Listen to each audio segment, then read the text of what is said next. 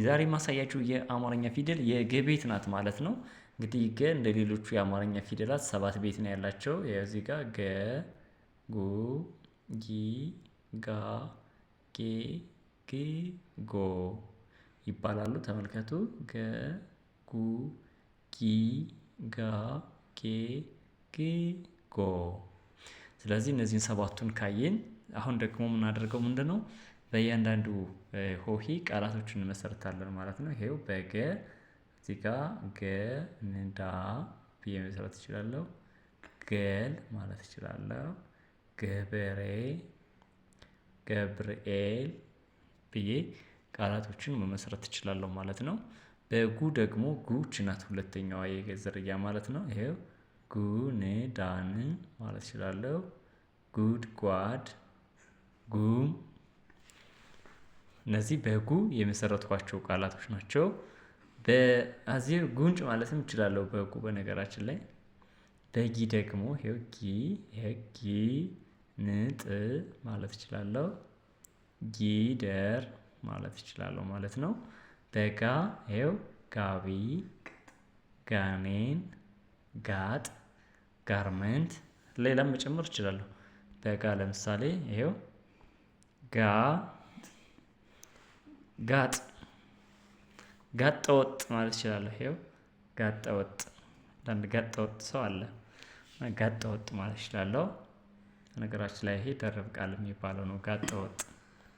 በጌ ይሄው ጌሾ ማለት እችላለሁ።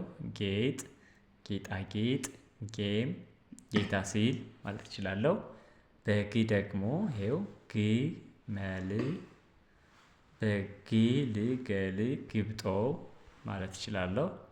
በጎ ጎል፣ ጎሽ፣ ጎጆ ጎጆ ይሄ በጣም ትራዲሽናል የሆነ ወደ ገጠራማው የተለያዩ የሀገሪቱ ክፍሎች የሚገኝ ነው። ይሄ ጎጆ በሳርና በእንጨት የሚሰራ ነው ማለት ነው። እሱም ጎጆ በጎ የመሰረት ነው ቃል ነው ማለት ነው።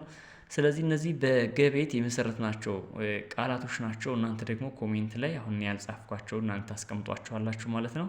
እንደው ለማንበብ ይመቻችሁ ዘንድ እነዚህን ባንድ ላይ በሰንጠረዥ አስቀምጬላችኋለሁ። ይሄው እዚህ ጋር ገ፣ ጉ፣ ጊ፣ ጋ፣ ጌ፣ ግ፣ ጎ። ስለዚህ በእያንዳንዱ የመሰረትናቸው ሆሄያት ደግሞ ፊደላት ደግሞ እዚህ ጋር አሉ።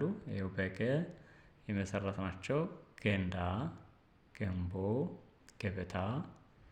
በጉ ደግሞ እዚህ ጋር ጉንፋን፣ ጉልቻ፣ ጉርጥ፣ ጉልቻ እንደግሜዋለሁ። በጊ ጊደር። ኦኬ በጊ እዚህ ጋር ጊዜ ማለት እችላለሁ። ጊዜ ማለት እችላለሁ።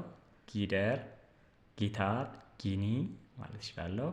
በጋ ደግሞ ይሄው ጋቢ፣ ጋቦን፣ ጋማ፣ ጋኔን ማለት እችላለሁ።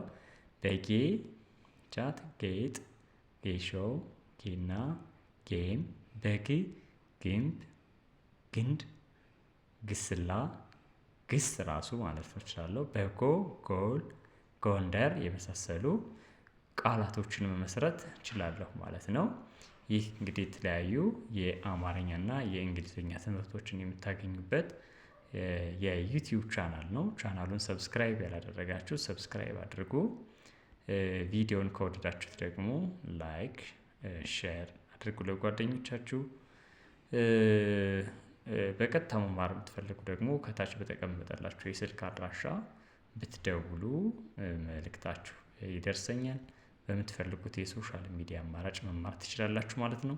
የተለያዩ ትምህርቶችን ታገኙበታላችሁ። በቀጣይ ክፍል ቪዲዮ እስከምንገናኝ ሰላም ቆዩ።